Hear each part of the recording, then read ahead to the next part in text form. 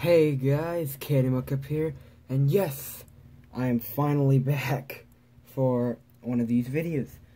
It's been a really long time since I did a review last, but luckily I finally got something new to review.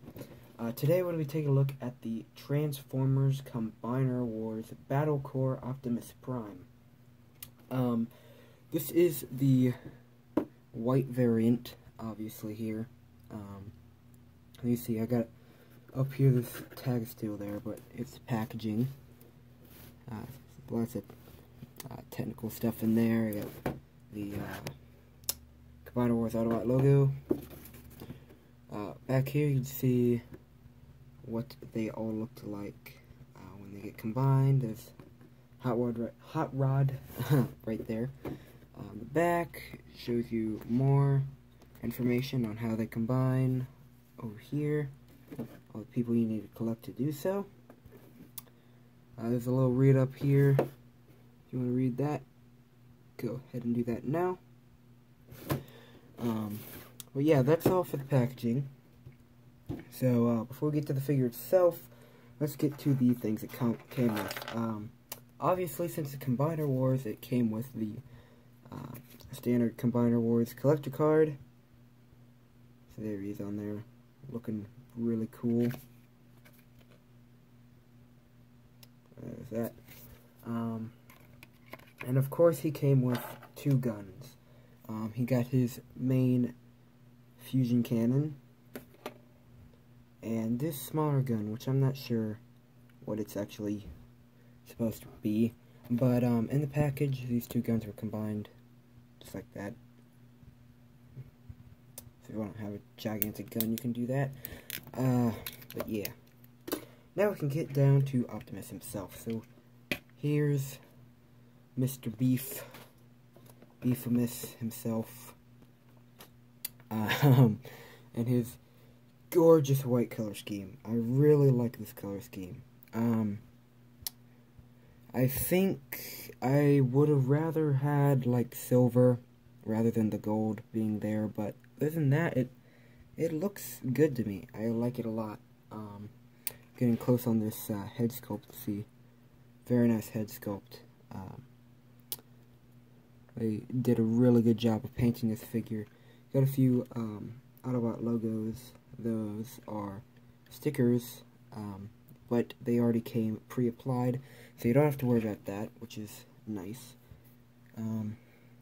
There is back view of them. It's a bit bland, but of course you're probably going to be looking at the front most of the time anyway, so it's fine.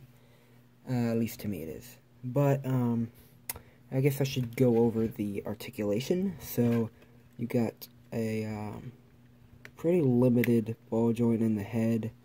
You can't really look up or down much, but you know, you could turn his head and barely wiggle it. Up here at the shoulders, you have 360 rotation here. You also have a really loud ratcheting movement outwards, but I don't like to use it because I really do not like the sound of it, and I think I'm going to break it every time I try to use it. So let me just show you what I mean by that.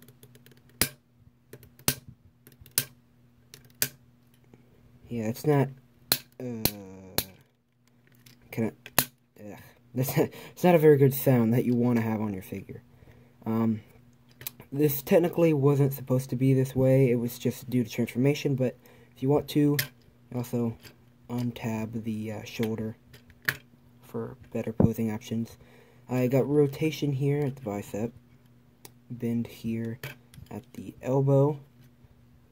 There's no rotation in the elbow, of course, as you'd see there, but it's in the bicep. No hand articulation or anything like that. Over here, if we just grab him by his waist, he's got this waist joint, which can go 360.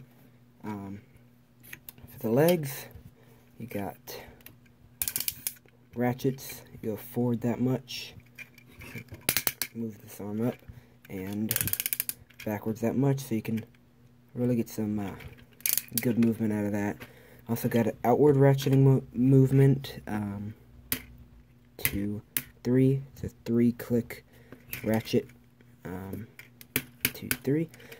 And if you try to hinge it in 1, it can't really stand straight. He's meant to be standing on a stance. That's how his feet are molded. That's kind of unfortunate, but that's how it is.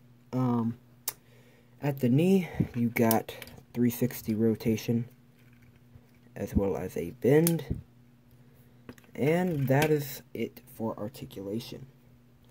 So, now that we've covered the articulation, we can get started with the transformations. The first thing you want to do to transform him into his truck mode, take his head, push it to the side, and it will open this sort of trap door, which will flip it around like that. Then you're going to want to untab his shoulders. After you do that, you're going to want to rotate his arms around backwards, and then bring them over here. Then take the elbow and bend it the opposite direction that it's supposed to go, which will create the front of the truck. This is a better view of that. There you go. So you gotta do that. Then I'm gonna come down here to his waist section, and there's a little crease right there, if you'd see that folding line, where you're gonna fold that backwards and up like so. Then you're gonna move his legs down like that,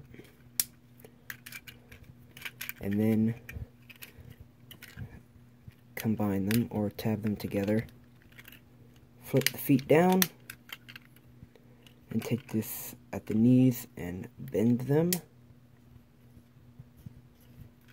like so. And click it all into place to where it's flat. Then this can just lay down flat. That's optional. You could have it up if you want, but I just leave it down like that. Next, you're going to want to take these two halves and fold them into each other. Switch positions here for this part, and this part's a bit difficult to try to get everything tabbed in, as you can see. So what I like to do for this is leave these undone and then tab them together. It's just a lot easier that way.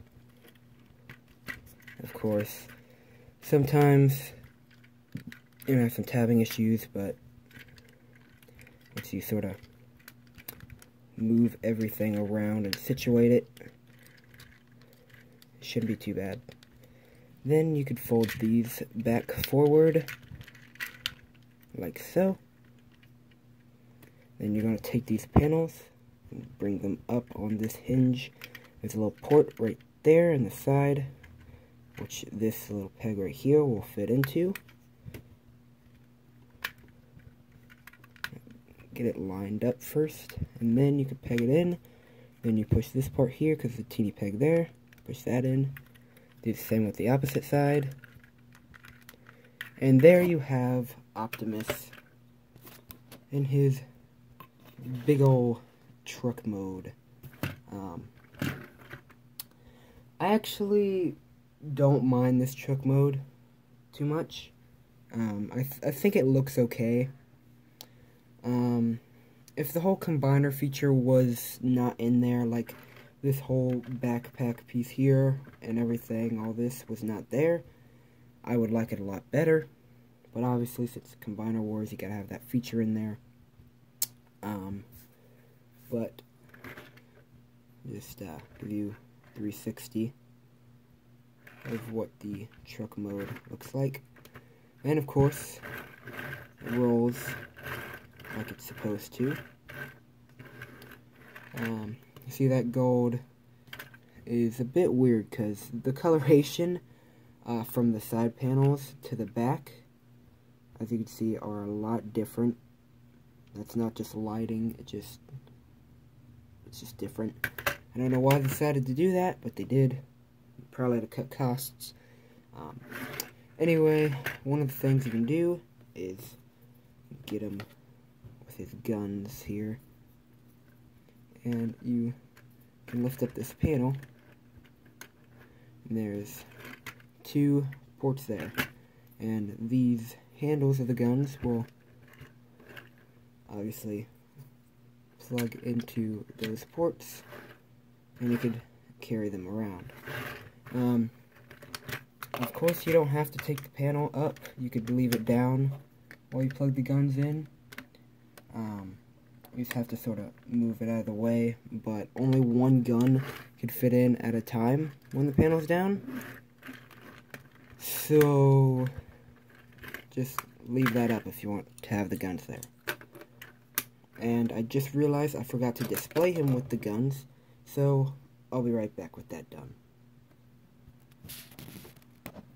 There you go. As you can see, I sort of used that detachable shoulder thing there to get better posability for it. But he's holding both of the guns, and of course, if you want to, I don't really mind this. I don't really care for it at all. I think it's kind of stupid, but you can combine the 2 weapons like I showed earlier, which gives them this ridiculously huge gun. But you know, some people like that kind of thing, where they have gigantic guns. I don't know what kind of gun this is supposed to be. The images I've seen kind of make it look like it's supposed to be a sniper of some sort. So maybe if you want to get them in some sniper poses. But of course, the gun now has added weight. So have him doing that. Kind of hard to get him in a pose with this combined gun. But yeah. Anyway, guys, thanks for watching. If you did like this video, make sure to hit that like button down below to show me that you did. And if you haven't already, make sure to also subscribe to this channel to make sure you don't miss out on any other new content from it. And I'll see you guys later.